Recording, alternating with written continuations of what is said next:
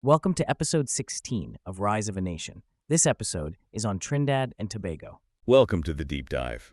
Today, you and I are heading to the Caribbean, specifically to really understand how Trinidad and Tobago became the nation it is today. It's a fascinating story, isn't it? Two islands, quite distinct, but history sort of pushed them together. Exactly. Colonization, slavery, that whole struggle for self-determination. Yeah. It all forged this shared destiny. You've got these two places touched by different European powers initially, and then somehow they unite. Yeah, that duality is key. Trinidad, Columbus spots it early, claims it for Spain, but then the French settlers really shape its early character. Right. And then Tobago. Yeah. Completely different story. Much more chaotic. Absolutely. A real revolving door of European powers. Dutch, Courlanders, French, British, all vying for control. It sets up these two kind of parallel narratives right from the start. Okay, so to really get to grips with this, we've been looking at, quite a few sources. There's the Wikipedia entry on the history, which is pretty detailed. Mm-hmm. And we've also used info from the National Library and Information System Authority, NALI Alice, especially their material on Independence Day. Very helpful. So the mission for this deep dive, essentially, is to pull out the really crucial bits, the turning points that led Trinidad and Tobago to become independent. Yeah, highlight those key moments, those shifts that really define their journey. Okay, let's dive right in then. Colonization. It's kind of where it all kicks off. Late 15th century, European powers starting to make their mark. Definitely. So 1498, Columbus's third voyage. He sights Trinidad, claims it for Spain. But interestingly, never actually lands on Tobago. That's a key difference right there. Spain claims Trinidad, but Tobago, its early colonial history was, a bit of a whirlwind, wasn't it? Totally. The Dutch, the Courlanders, who were from the Baltics, believe it or not, shows how far-reaching this was. The French, the British, they all tried to stake a claim. It sounds exhausting just listing them. It really does, and many early attempts failed. The Dutch set up New Walcheren in 1628, but it didn't last. And the Courlanders in English kept trying too, in the 1630s and 40s. Yeah, multiple failed attempts. You have to imagine the difficulties, disease, conflict, just setting up a viable settlement was incredibly tough. So Tobago was clearly seen as valuable, despite the challenges. But things did settle down a bit, mid-1650s. Temporarily, yes. You get successful Kurdish and Dutch colonies reestablished around 1654, Fort Jacob for the Courlanders, the Dutch elsewhere. And then the French show up again. Well, in 1658, about 500 Frenchmen actually joined the Dutch colony. They set up their own settlement, Three Rivers. It shows how tangled these European influences were. Right, not just simple one power per island. Not at all. And by 1659, the Dutch managed to take full control of Tobago from the Courlanders, quite peacefully, actually. So for a while, it's Dutch, with this French community tucked inside. Meanwhile, across the water in Trinidad, Spain still holds the claim, but the reality on the ground is different. Very different. Spain administered it until 1797, technically, but French colonists were the main settlers. That 1777 census is revealing only about 2,763 people recorded, and over 2,000 of them were indigenous Arawaks. Spanish presence was minimal. So not exactly a booming Spanish colony. They must have realized they needed more people. They did. And this figure, Roume de Saint-Laurent, had an idea in 1777. He proposed bringing in French planters and, crucially, their enslaved African people from other islands. Tens of thousands of enslaved people, his estimates suggested. Yes, alongside about 1,500 white planters. It was a plan to basically kickstart Trinidad's agricultural economy using the French Caribbean model. And the Spanish crown backed this. They did, quite strongly, with the 1783 Cedula of Population. This offered serious incentives, land grants, tax breaks. And remarkably, even free-colored individuals could get land grants. Yes, which was quite notable for the time. This cedula was a game changer. It triggered a huge wave of migration, French planters, enslaved Africans, free people of color pouring in from places like Grenada, Martinique, especially as the French Revolution caused upheaval. So that's how Trinidad got its strong French character, despite being Spanish territory. Exactly. It fundamentally reshaped the island. By the time the British arrived in 1797, the population was over 17,000 whites, free people of color, Amerindians, enslaved Africans. And it was humming with sugar, coffee, cocoa, cotton estates. Wow, quite a transformation. Yeah. So late 18th century, Trinidad is Spanish in name, French in population, and Tobago is now British. Pretty much. Tobago came under British control after the Treaty of Paris in 1763, and they quickly set up a plantation economy there. But Tobago's British control wasn't exactly stable either, was it?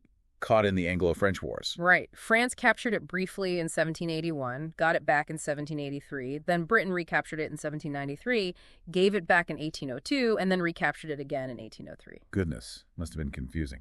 To say the least. Britain finally got permanent control in 1814 with another Treaty of Paris. So a lot of back and forth for Tobago. And the British takeover of Trinidad in 1797. You said that was smoother? Surprisingly so. Sir Ralph Abercrombie's fleet shows up. The Spanish governor, Chacon, capitulates pretty much without a fight, so Trinidad becomes a British crown colony. But one with a French-speaking population and Spanish laws initially? Exactly. A complex situation for the British to manage. They formalized their rule in 1802. And then, much later, 1889, the British decide to tie these two islands together administratively. That's the moment they become a single political entity, Trinidad and Tobago. It sort of forces these two different histories onto a shared path under British administration. Okay, so now they're unified under Britain. Mm-hmm.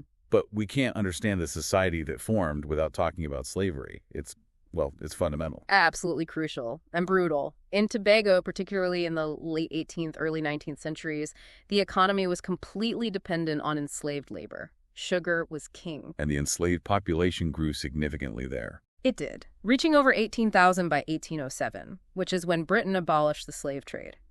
The system itself continued. Governed by harsh laws like the Slave Act of 1775. Yes, laws that defined enslaved people as property, stripping them of any rights. Standard, sadly, across the British Caribbean. But change was coming, partly due to economics. Yes, the abolition movement was growing, but economics played a big role too. Sugar prices were falling, putting huge pressure on the West Indian planters. And that 1846 Sugar Duties Act didn't help them. Not at all. It removed protections for their sugar, meaning they had to compete with cheaper sugar from elsewhere, like Cuba and Brazil. It hit the less efficient British colonies hard. So after emancipation finally happened in 1838, how did Tobago's planters cope with these economic problems? Facing financial ruin, many turned to métage. It's basically sharecropping. Since they couldn't afford wages, they'd let the formerly enslaved people work the land for a share of the crop. And this became the main system in Tobago for a while. It did. Dominated agriculture there for much of the late 19th century, right up until sugar really declined. It shows how emancipation didn't automatically mean economic freedom. Okay, let's look at Trinidad. Under early British rule, you said, ironically, slave imports actually increased for a bit. Yeah, it's a strange juxtaposition. They were setting up new estates, so demand for labor went up, even while the abolition movement was gaining serious steam back in Britain. But eventually, abolition did come to Trinidad. Yes, slavery was abolished in 1833, but like elsewhere, it was followed by that apprenticeship period. Think of it as a kind of forced labor transition phase. Which finally ended on August 1st, 1838. Full emancipation. That's the date. It's worth noting, though, Trinidad's enslaved population was smaller compared to, say, Jamaica, around 17,400 in 1838, and most owners held fewer than 10 slaves. Doesn't make it less brutal, but the scale was different. And it seems there was local pressure to end apprenticeship early. Peaceful protests? Definitely. And the role of Dr. Jean-Baptiste Philippe is significant here.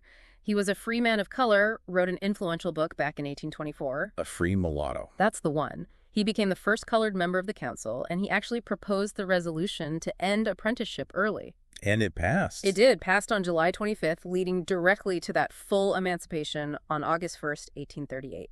It's a powerful example of local agency pushing for change. So, slavery ends. Both islands need to adapt again. Sugar is struggling. What comes next? We see a big shift towards cacao or cocoa cultivation during the 19th century.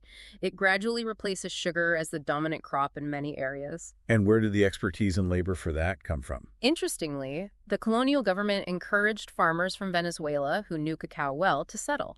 They provided a lot of the early know-how and labor. You can still find traces of that Spanish-speaking influence. But more labor was needed, right? Oh, yes, especially as cacao expanded. So starting around 1844, the British began bringing in indentured laborers from India. This was a massive development. How many people came? Over 145,000 Indians came to Trinidad between roughly 1838 and 1917 under the system. There were also smaller numbers of Chinese workers brought in around the same time. That must have profoundly changed the demographics and culture. Absolutely. It created the incredibly diverse, multi-ethnic society that defines Trinidad and Tobago today. It's impossible to understand the country without understanding indentureship. And just to circle back, that 1889 union of the two islands, was there an economic angle for the British? There was. Part of the motivation was definitely to shift the cost of running Tobago, which was struggling financially, onto Trinidad, which was doing better at the time.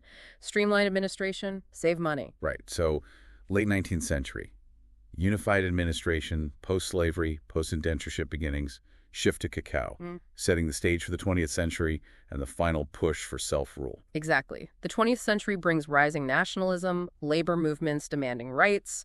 The path towards independence really starts to accelerate. You mentioned labor movements. Were there specific turning points? The 1937 labor riots were huge.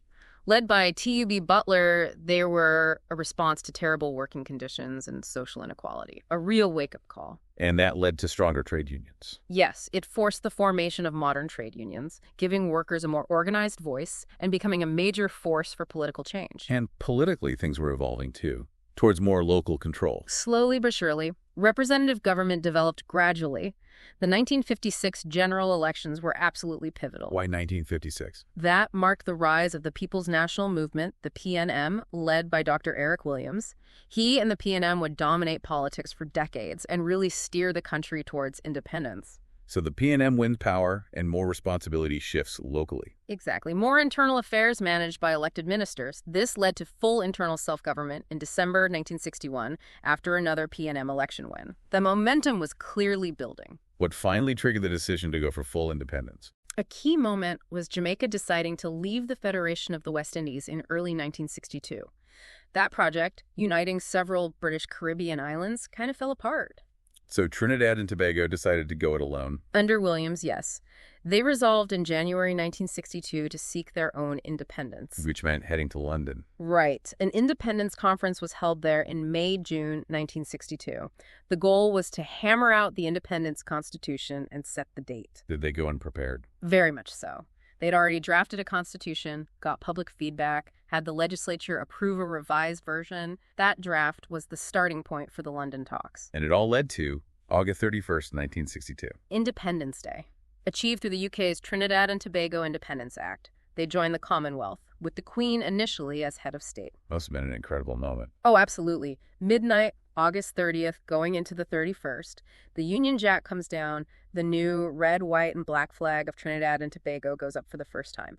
Huge celebrations across both islands. And the first leaders were? Sir Solomon Hutchoy became the first Governor-General, the Queen's representative, and Dr. Eric Williams, of course, became the first Prime Minister. What about the Constitution they agreed on? What did it cover? It was comprehensive, laid out fundamental rights and freedoms, the structure of Parliament, Senate, House of Representatives, the roles of the Governor-General, Prime Minister, Cabinet, Judiciary, Finance, Public Services, Police. It sounds like the full works needed for a new nation. Pretty much. It also set up an Elections Commission and a Boundaries Commission, vital for democratic governance. But they didn't remain a monarchy within the Commonwealth for too long, did they? No, they took another step in 1976.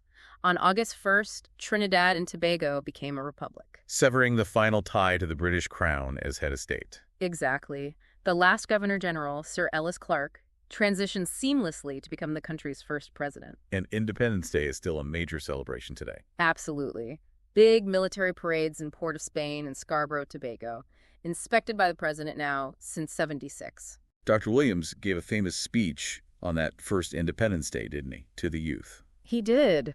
Really emphasized the need for discipline, production meaning hard work, and tolerance. Key values for building the new nation. Calling on young people to embrace honesty and national pride. Yes, stressing that they were now equals in the Commonwealth, soon to join the wider world family of nations, fully responsible for their own destiny. He also talked about democracy and equality. Foundational principles. Right. Protecting democracy, ensuring equal opportunity, respecting everyone's rights. It was a powerful blueprint for the future. So when you look back at the whole thing, from Columbus through all the colonial powers, slavery, indentureship, the fight for self-rule, it's quite a journey. It truly is. A story of immense struggle, resilience, adaptation, and ultimately the determination to shape their own future. And August 31st, 1962, really stands as that pivotal moment, the birth of the independent nation after centuries of external rule. Which leads us to a final thought maybe for our listeners. When you consider this history so deeply marked by colonization, but also by this powerful drive for liberation, how does understanding that past shape how we look at independent nations today, their challenges, their successes? What lessons can we maybe take from Trinidad and Tobago's specific path for other nations still figuring out their identity and future in our complex world? Yeah, it makes you think about what national identity really means, doesn't it? And that ongoing quest for self-determination, even in a globalized era, something to ponder. Thank you for watching episode 16 of Rise of a Nation. If you enjoyed this podcast, please like and subscribe for more. Write in the comments what country's rise you would like me to cover next.